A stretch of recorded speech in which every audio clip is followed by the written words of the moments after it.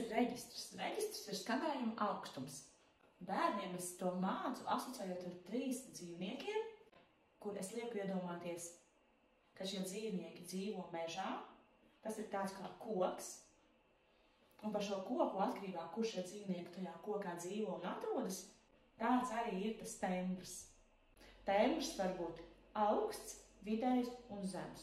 Nu, piemēram, pirmais dzīvnieks.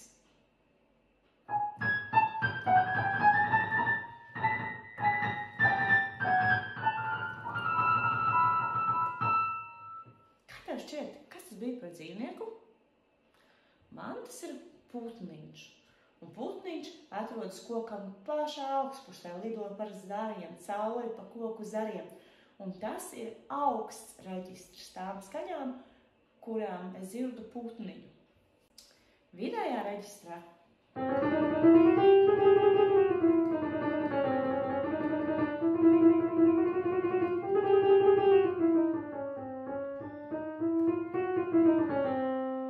tā ir vāverīte, kas skraida pa koku uz augšu, uz leju pa koku stumbru, uz augstāk, zemāk, augstāk, zemāk. Tās ir vidējās skaņas, es asociēju ar dzīvnieku vāveri.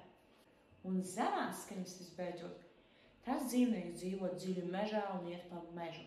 Un ir ļoti zemu balsi ruds.